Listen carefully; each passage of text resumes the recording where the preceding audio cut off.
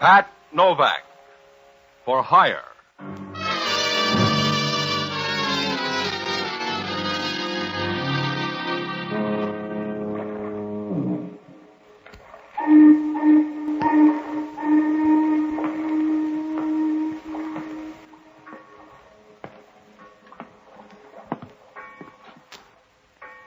Sure, I'm Pat Novak, for hire.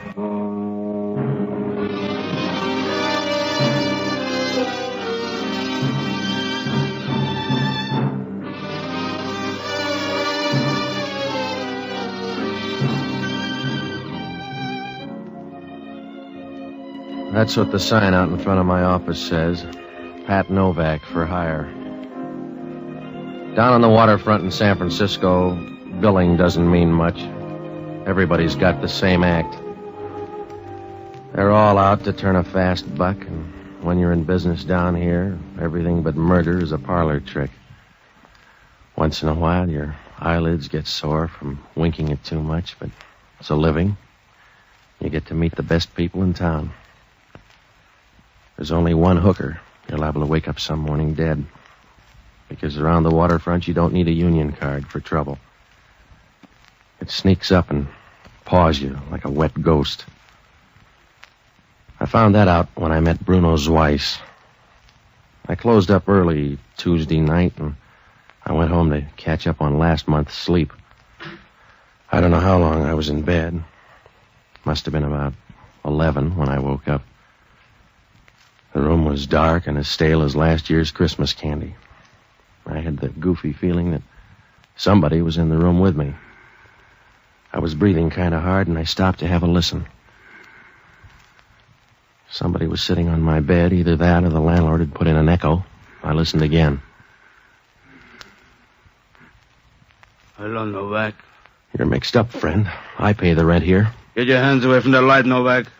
Just be a good boy, and you can collect your old age pension. Now, look, I'm not crazy about waking up with strangers sitting on my bed, especially if they got baritone voices. Now, say your piece and beat it. Don't get jumpy, mister. When your eyes get used to the dark, you're going to see a gun about a foot away from your nostrils. I want the keys to your boat, Novak. Get them in the morning at $25 a smell. I want them now. Just tell me where they are. I'll do the rest. Don't get big-hearted. I don't want chatter and cocktails. I want those keys. Unless you want your face to look like a rump roast, you'll start talking. The keys are in the bottom drawer of the desk. That's the boy. Gonna borrow your boat a while. You'll get it back by noon tomorrow. There's the boat keys. 2 of them are. The rest open the front door of the U.S. Mint. Sorry I can't stay around, Novak. You sound like a card. Sleep tight, Novak. This'll have to do for a lullaby.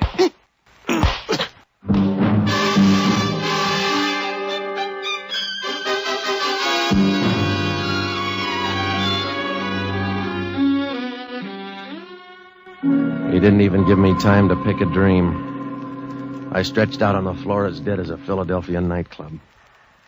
I don't know how long I stayed out of the ball game. Must have been a couple of hours, because when the phone rang, it was past midnight. I reached over to pick it up, but my hands were as steady as a maple leaf in a hurricane, and my head was big enough to sell by the pound. I finally found it in the dark and started talking. Hello? Hello, Novak. This is Joe Powers down at Pier 19. You awake? Sure. You sound groggy. No, it's a sedative. What's on your mind? One of your boats just drifted in. Guess what? I don't have to. It's smashed up and you want to offer me $50 salvage. Hey, that's right, Novak. You're psychic. I'm a patsy, you mean? Some gunsel borrowed the boat a couple of hours ago. Came in here, told me a bedtime story, and took the keys. Well, you better hop right down here. It'll keep, Joe. No, it won't. Hurry up or you'll run a dead heat with homicide. There's a dead guy in the boat. Well, it must be my playmate. I don't know. He didn't say. But you better grab a cab and get on down here. There's going to be a lot of questions. Sure. If you meet any good answers, save a couple for me.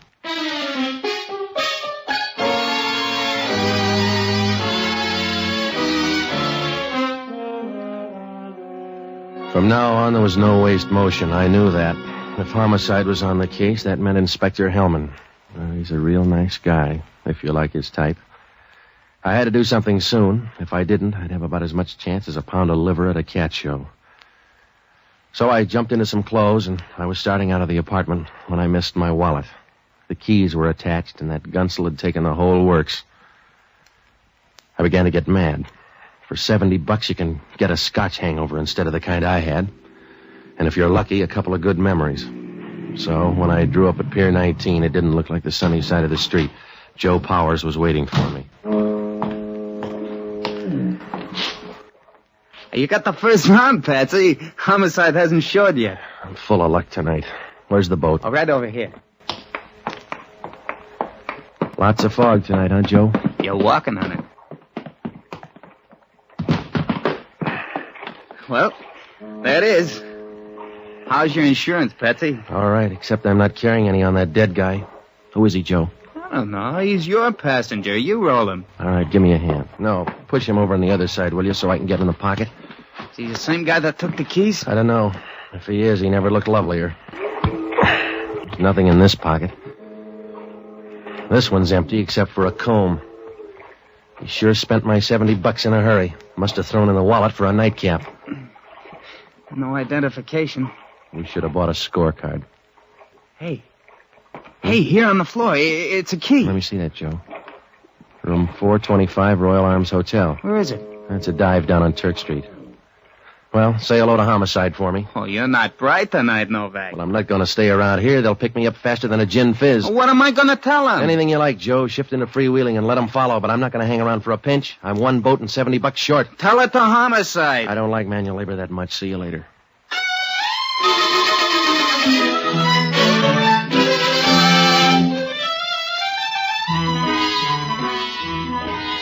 I started for the Royal Arms Hotel, and on the way, I picked up the only honest guy I know, a bottle baby by the name of Jocko Madigan. He's a good man, except he thinks it's a waste of the taxpayers' money to put alcohol in torpedoes.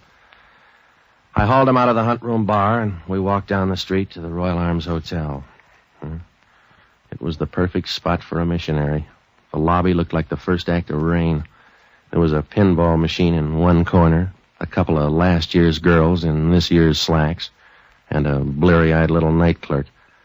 He looked like a well-groomed laundry bag, and he gave us the fisheye as we started upstairs. Room 425 was down at the end of the hall. Jocko didn't care if we ever got there. Patsy, we have no business coming up here. We're in search of fool's gold. We're in search of my $70. Exactly. I view you as my penance, Patsy, the sackcloth for a misspent life. If you can shake off that buzz, you'll find out I'm in trouble. You'll always be in trouble because you're a patsy, and you're dangerous because you move in the twilight zone between good and evil without any predisposition toward either one. Yeah, all right. Here it is. 425.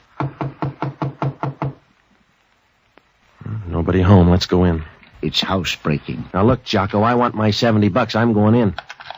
Patsy, sometimes you terrify me. I think you'd pick the lock to the gates of heaven. I would if they had my $70. Come on. The guy's dead down in my boat. We won't hurt his feelings. We'll just nose around a minute and get up. It was a pretty room if you like dead women on your rugs. She was stretched out in a pale yellow dressing gown, as quiet as an April morning and twice as pretty. A dull red scar ran across her temple where somebody had laid an iron shovel. She didn't belong in this hotel because she was wearing a necklace and a bracelet that left a gap in somebody's pocket. And from the ringside, she looked all right. Jocko noticed it, too. She has lots of character. Yeah, but where's my $70? She's a nightclub dancer. How do you know? Her picture's plastered all over the wall there. She's the headliner at El Palateo, Miss Rita Malloy. I wonder who the guy on the desk is there. Boyfriend, probably. Let's get out of here, Patsy. Oh, wait a minute. How about that dead guy in the boat? Where does he fit in? I'll listen to that one, Novak. Oh, Hellman. What happened to the girl? She die laughing at you? It's Rita Malloy, a piece of change from the El Palateo. Uh-huh. Got a hat, Novak? Nope. Then you're all ready. Come on. Oh, get your brain lined up and look at her. She's been dead a couple of hours. You're still eligible, Novak. On your way down, you can explain that guy at Pier 19. Oh, you can't be that dumb, Hellman. I'm smart enough to see you peeking over the 8-ball. You look like a 10-to-1 shot, Novak, and I got my money on you all the way. If you're going to make this thing add up, you can't do it alone. I'll try. Well, that's what Firpo said. So I don't look good on this one. I'll look worse if I leave it up to you. You couldn't find a hangnail if you knew what hand it was on. You got 24 hours, Novak. I'm going to piece things together, and then I'm going to make a pinch. Pick out a soft spot. Yeah? Yeah. Stay near the phone. If it rings and a man answers, that'll be homicide. Good night.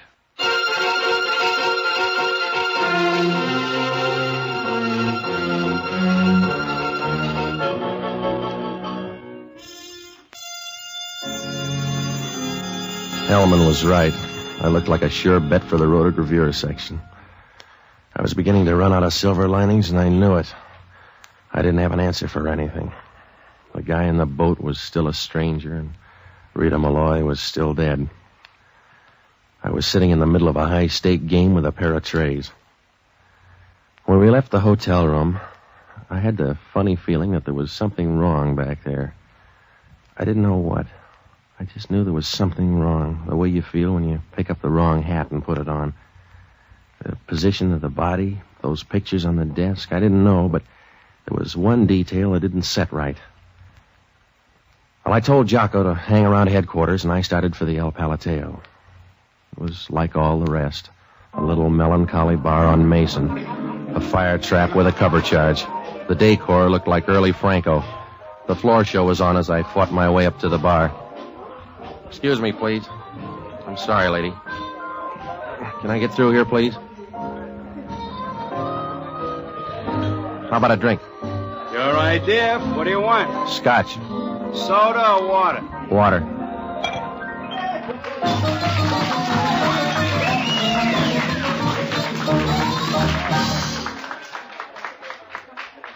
You got a nice club here. We like it. 80 cents. Too bad about Rita Malloy. Yeah. You don't seem heartbroken about it. I'm not a mother. 80 cents. Anything wrong, Eddie? No, boss. This guy's crying in his beer about Rita Malloy. Oh. I'm Manny Ryan. You own the club? A piece of it. My name's Novak. Call me Patsy at the moment. The police think I killed Rita Malloy. When you go on trial, Mr. Novak. I don't. That's why I came down here to find out which one of your people killed her. I see. She was mixed up to her ears with some thick hoodlum. You, Mr. Novak? No, a guy right out of your set. He came rolling in with the tide this morning, playing rigor mortis all over my boat. Look, Novak. You better go see someone else to tell your troubles to. I'm a busy man. Yeah, well, so am I, getting out of a murder rap. You knew her, Ryan. In fact, I got an idea you knew her pretty well. Let's not talk that way about the dead. Your picture splattered all over her apartment. Were you engaged to her? That's one way of putting it. You better have a big fat alibi ready for tonight. Homicide's going to think you killed her. I'm betting on you for the finals, Novak. I don't need an alibi. She was a friend of mine. That's why you need one. People just hate their enemies, but they kill their friends. You better stay out of the public library, Patsy. You're not smart enough to understand epigrams. I'm smart enough to find out where you were from 10 o'clock until midnight. Go ahead. Circle around the club. But keep a drink in your hand. We run for profit.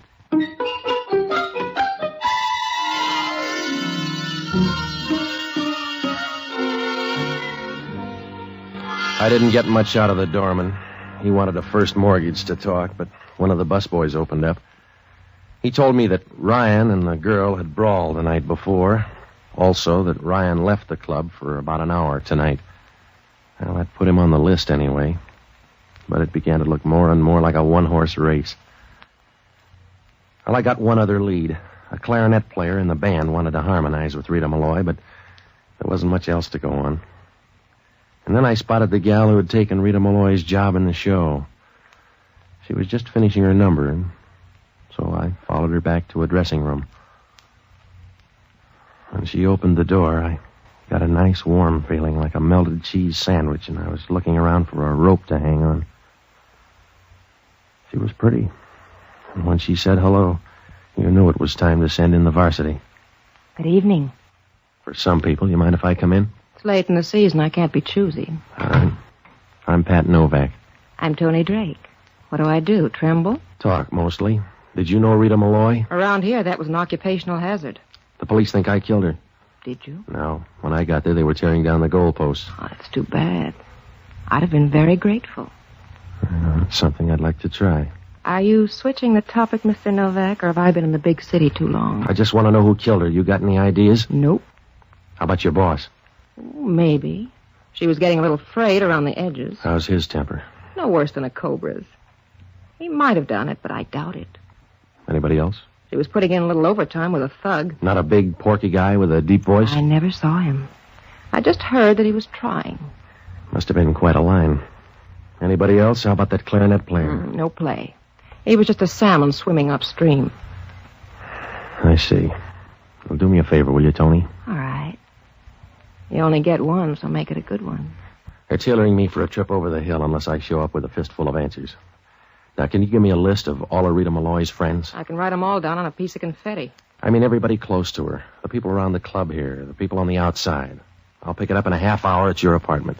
At my apartment? Yeah, at your apartment. All right, don't get sore. I was just inquiring, not complaining. All right. One other thing, Angel. Yes, Patsy? Don't forget to put yourself on that list. Be seeing you.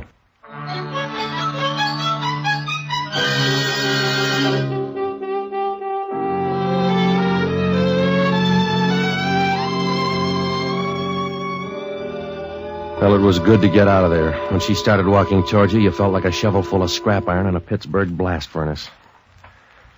Well, I called up Jocko at headquarters. He didn't seem to be worried about me. He was thirsty. The guy on the boat hadn't been identified yet.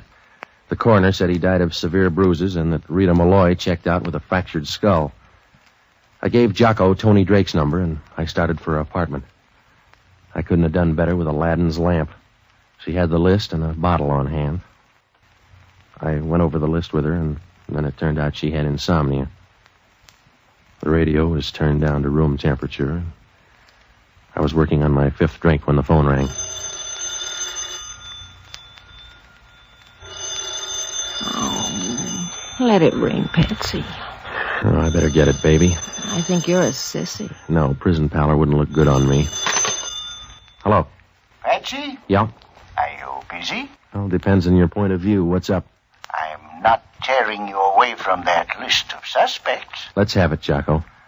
They just identified the dead guy on your boat. His name is Bruno Swice. He's wanted in Miami, Florida.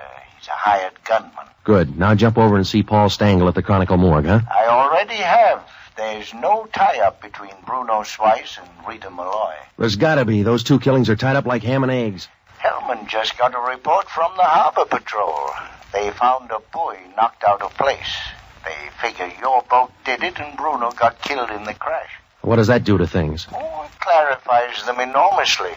This way you're going to hang for only one murder. Good night, lover.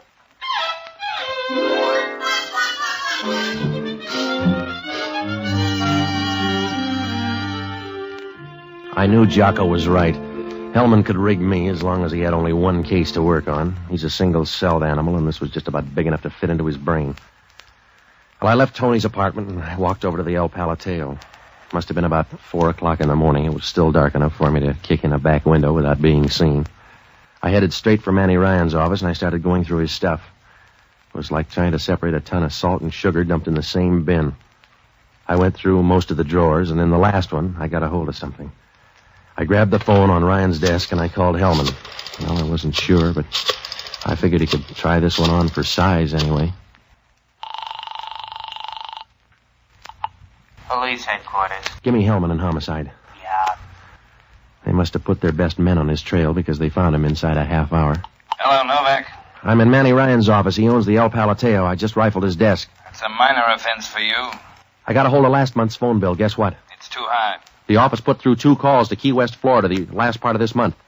4 o'clock. I'm barely interested. Go ahead. Bruno's wife's hired out as a gunman. San Francisco is a long way from home plate. That means somebody sent for him. And you're trying to put the finger on Manny Ryan. That's right. That silver frame you picked up at Rita Malloy's, take a look at the guy in it. That's her boyfriend, Manny Ryan. We'll check on it. In the meantime, keep squirming, Novak. You look pretty. Oh, you're smooth, Hellman. Smart talk's not going to keep you out of the chair, Novak. Stay handy. We've only got a short extension cord. Yeah, well... Hello, Hellman.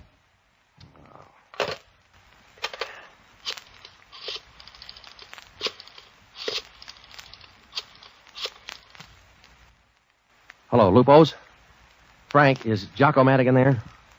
Good, put him on, huh? Hello, Jocko. Now listen, I'm up at Manny Ryan's place. Yeah, that's right. I'm not sure, but I think that Ryan's the...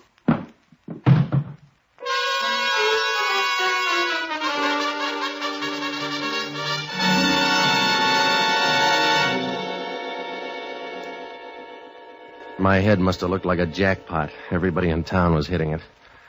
I rolled over and played dead for about 5 hours. It feels better when you've had a dress rehearsal.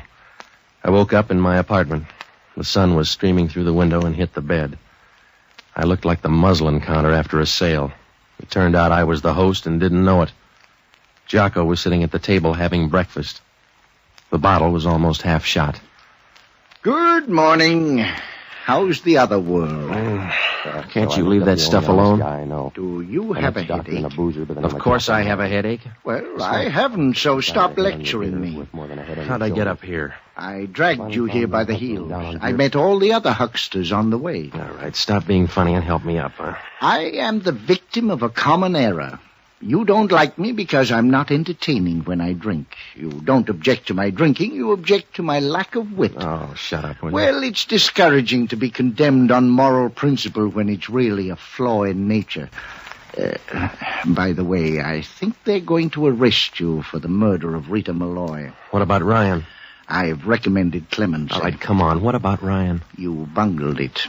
By the time Hellman got to him, he had an alibi all framed. The calls to Key West could have been made by anybody in the club, and Ryan's covered for the time of the murder. How about the others? They look good, too. Your girlfriend, Tony Drake, was gone for a while the night of the murder. Hellman won't bite. She's just sitting there ready to spring an alibi. That's right. With legs like that, she can dig up a cousin. You better get worried, Patsy. I am. The El Palateo is a dead-end street. I don't know where to go from there. That guy Bruno in the boat could help. There's some connection between Bruno's Weiss and Rita Malloy. You're the only connection I can think of. Yeah. Hello, Novak. This is Hellman. Yeah? You were right about Bruno's Weiss and Rita Malloy. We just went through her safety deposit box. I'll bet you handle the money. She had a clipping on Bruno's Weiss from a Miami paper, 1937. Go on. Divorce action between Weiss and Miss Olga Pryor. Well, did you look up Olga Pryor? That's where we run out of gas. Nobody knew her. We have no description. Well, how about Rita Malloy? Any dope on her before 1937? I was going to ask you. You were in the room with her when she died, don't you know? No, I don't. I'm disappointed. I figured you to know a little about her habits. Huh? You wrote the book, mister. I figured you for an answer. Yeah, I got one. And you just gave it to me, Hellman. Huh? Meet me at the El Palateo in a half hour. Now, if you're a real good boy, I'll tell you who killed Rita Malloy. Are you going to be there? Yeah. That's all I want to know, Novak.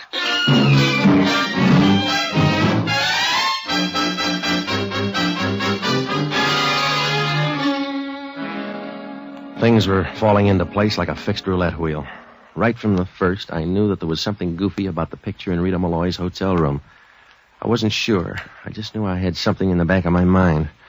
I didn't tumble until Hellman tipped the mint. And then everything was cakes and ale.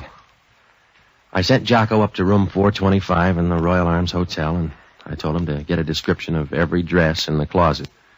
I checked at the desk, and I got the name of Rita Malloy's cleaners. I ducked over there, and I got a list of every dress that she turned in for 3 months. I met Jocko, and we compared the list of dresses. Well, it jibed fine, except for one thing. There was a missing white dress. It had been to the cleaners before. It wasn't there now, and it wasn't in that hotel room. Well, we went over to the El Palateo to find it. Jocko didn't want to buy the scheme at all. Patsy, I protest the notion of breaking into a lady's dressing room. Stop worrying, will you? She's not going to be there. Then it's futile as well as immodest. Besides, how do you know Rita didn't throw away the dress? I'll give you better than track odds on that one, Jocko. Here we are. Come on. Now, look, you take the closets and find that white dress. I'm going through the desk for grease paint. You should be going through a woman's closet. It's more in the nature of things. Just look, huh? There's enough grease paint here for the whole Iroquois tribe. Did you find anything? Yes. What's this? Just look for the white dress, Jocko. Hey, what's that in the corner? Where? Over here. I don't see anything. Well, down here, look, see? Oh. Well. That feels good, doesn't it, Jocko? Like a spell of perfect weather. Same grease paint? Well, it won't take us long to check. Here, you open a couple of these jars. Don't forget your apron, Patsy. Hello, Tony. What are you doing? Getting ready to build a fire under you? You're going to make nice smoke, too. I liked you better when you were dumb, Patsy. You don't look good with a Ph.D. Oh, put away the gun, baby. Remember, this is your second trip to the plate. Give me the dress, Patsy. It won't fit. I'll worry about that. Just toss it over by the door here. I'll do better. I'll bring Stay it. where you are, Patsy. It's my ticket out, chum. You're a good guy, Patsy. Stay out of my way. It's your role, baby. Patsy, please stay away from me. Come on, give me that gun. Patsy, please. Give me that gun! Sorry, Patsy. That's all I could do. Yeah, sure. You want to take a look at her, Jocko? Put her down on the floor. Yeah. What do you say, Jocko? No dice. Well, you can't win them all, Tony. Play too rough, Patsy. You still got a good batting average, Novak. Hello, Hellman. You better make a fast pinch. She do it? Yeah. She got kind of clumsy in the last round, didn't she? Not at all, Copper. They had me coming and going.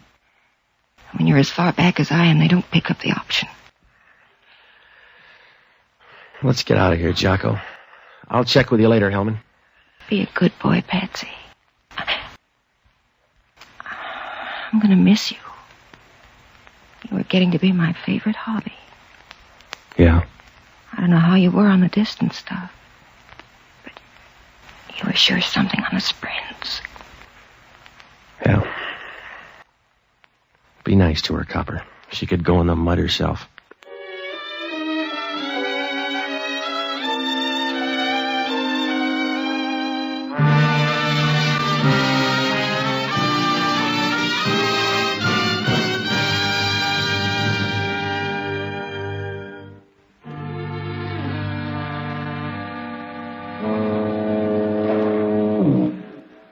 Well, it was blackmail, of course.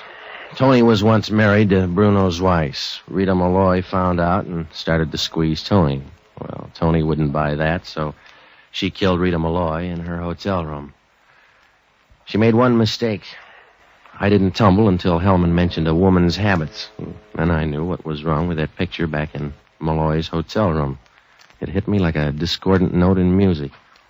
Rita Malloy was lying on the floor in a dressing gown, but she was still wearing her bracelet and necklace. Well, when a woman undresses, she always takes her jewelry off first, and then she takes off her dress. Rita Malloy didn't do that, so I took a flyer and decided that somebody had taken the dress off her and put on a dressing gown. Why? Well, because there was something wrong with the dress. It pointed too much in one direction. Oh, it could be a lot of things, but probably grease paint. Tony called Bruno out here. He was supposed to use my boat to dump the body, and when he didn't make it, Tony got scared and lugged away the dress. My $70? Well, it would have looked better on a fixed fight. Well, Hellman asked only one question. How did I happen to know that when a woman undresses, she always takes off her jewelry first? I must have read it somewhere.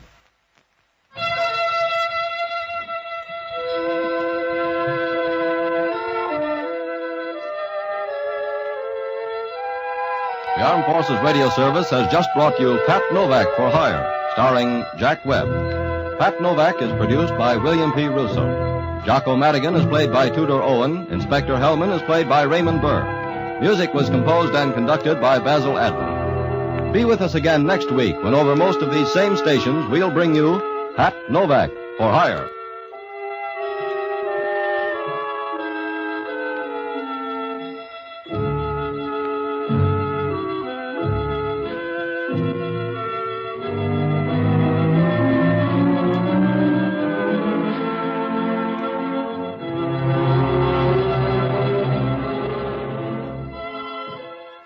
Pat Novak for Hire was previously released by ABC, the American Broadcasting Company, for listeners in the United States, and rebroadcast for our men and women overseas.